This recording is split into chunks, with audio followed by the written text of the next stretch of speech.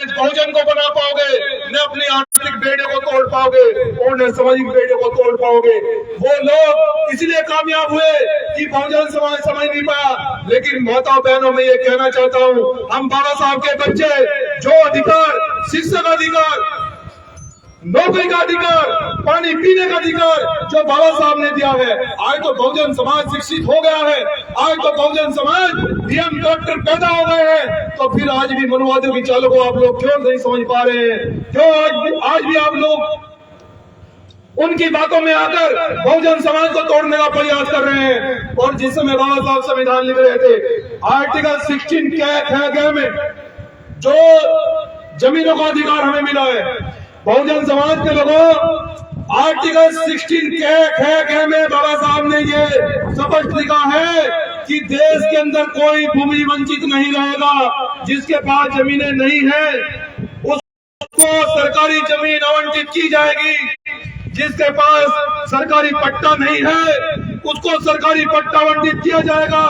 जिसको आरक्षण नहीं मिला, हर दफ्तर में अनुसूचित जाति, जनजाति, पिछड़े, अल्पसंख्यक वर्ग का व्यक्ति डीएम, सीएम और पीएम के दफ्तर में भी होगा। कोई दफ्तर ऐसा नहीं होगा देश में जिसमें बहुजन समाज का व्यक्ति बैठा नहीं मिलेगा। लेकिन आज विडंबना ये है बहुजन समाज के लोगों, क्योंकि मैं जमीन से जुड़ा हुआ व्यक्ति हूँ, मैंने अपने खून से, अपने पसीने से, अपने घर को बलिदान चढ़ाकर, अपनी जिंदगी को बलिदान चढ़ाकर इस भीम आर्मी को मैंने खड़ा किया है। इस भीम आर्मी में मैं इतनी ईमानदारी से, जब से भीम आर्मी का जन्म हुआ, मैं इतनी ईमानदारी से काम कर रहा हूँ। आज भी एक एक कार्यकर्ता का फोन उठाकर मैं समस्या सुनने का काम करता हूँ। मैंने सोचा कि आखिर इनके उत्पीड़न की जड़ क्या है, इनकी इज्जत को क्यों लूटा जाता है, इनको नौकरियों से क्यों हटाया जाता है, इन पर लाठी क्यों चलती है, इन पर ही गोली क्यों चलती है। सबसे बड़ा उसका कारण बाबा साहब ने कहा था कि तुम अगर ये आर्थिक बेड़ियां नहीं तोड़ पाए, बहुजन समाज के लोगों, बाबा साहब डॉक्टर अंबेडकर और मान्यवर साहब काशीराम जी अपने भाषण में ये कह रहे हैं कि बहुजन समाज के लोग अगर तुम अपनी आर्थिक और सामाजिक बेड़ियां नहीं तोड़ पाए तो इज्जत भी लूटी जाएगी, धन भी लूटा जाएगा और जमीन भी लूटी जाएगी। और वही आज हो रहा है। इसलिए मैं बहुजन समाज के लोगों तुम्हें सचेत करने के लिए आया हूँ, ये कहने के लिए आया हूँ, अगर तुम इस बहुजन मूवमेंट को आगे बढ़ाना चाहते हो, अगर आरक्षण को पूर्ण रूप से लागू कराना चाहते हो, अगर जमीनों को लेना चाहते हो, अगर सरकारी जमीनों को लेना चाहते हो, साहब काशीराम जी ये कहकर चले गए, जोर जोर से वो चिल्लाते थे। जब उनकी बात को सदन में नहीं सुना जाता था तो सभापति महोदय कह देते थे कि काशीराम बैठ जाओ, बैठ जाओ, तुम दलित दलित बहुत चिल्लाते हो, तुम बहुजन बहुजन बहुत चिल्लाते हो। काशीराम साहब को पता था कि ये मनवादी लोग सदन में भी तुम्हारी बात को नहीं सुनेंगे, तो साहब काशीराम जी उनको ये जवाब देते थे सदन में भी कि कोई बात नहीं, तुम मुझे सदन में भी नहीं बोलने देते, मैं सदन के बाहर बोलूंगा, मैं सड़क पर बोलूंगा, मैं समाज को समझाऊंगा। जिस दिन समाज सड़कों पर आएगा तुम्हारी पतलून गिली कर देगा, न सरकारी को सोने देगा, न अधिकारी को सोने देगा।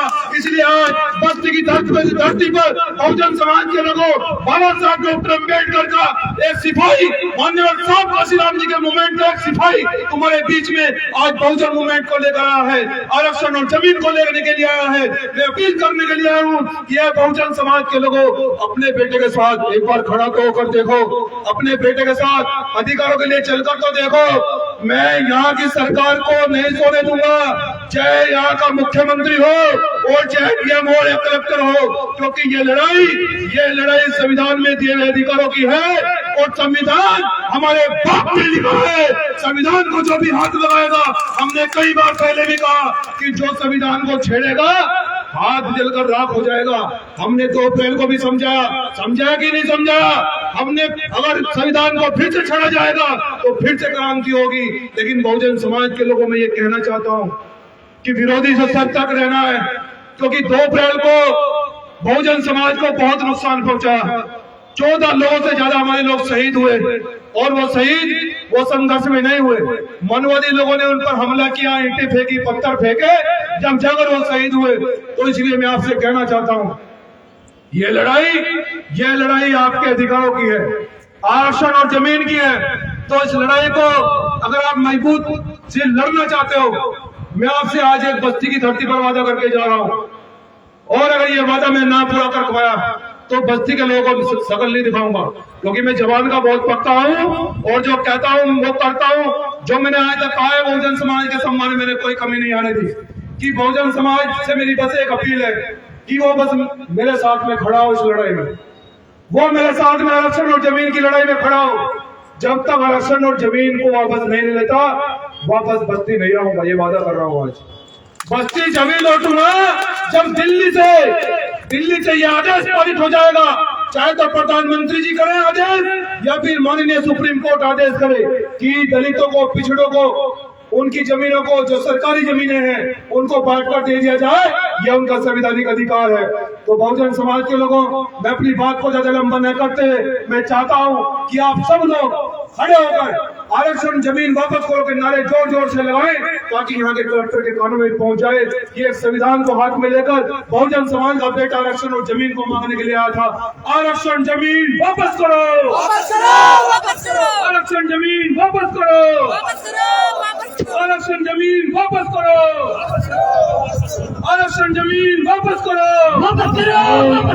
आरक्षण जमीन वापस करो, आरक्षण जमीन वापस करो, आरक्षण जमीन वापस करना होगा, आरक्षण जमीन वापस करना होगा, आरक्षण जमीन वापस करना होगा, नहीं तो कुर्सी खाली करना होगा, नहीं तो कुर्सी खाली करना होगा, करना होगा।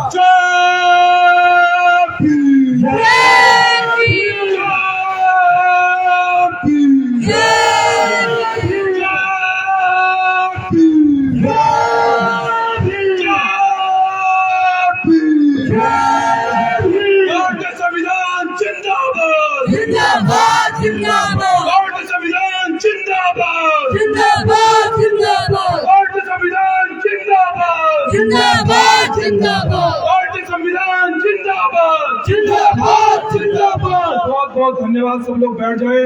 और इतना भव्य कार्यक्रम मंडल के, जिले के लोगों ने कराया, भाइयों बहनों ने, मैं उनका हृदय से फिर से बहुत बहुत अभिनंदन करता हूँ, बहुत बहुत सम्मान करता हूँ।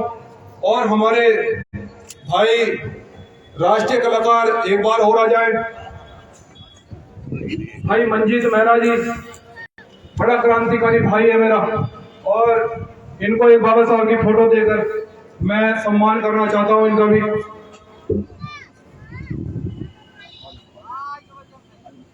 ले भाई फोटो बड़ा सब लोग आ जाओ बेटा, सब लोग आ जाओ। कैमरा वाले भाई थोड़ा ऊपर आके फोटो लेना।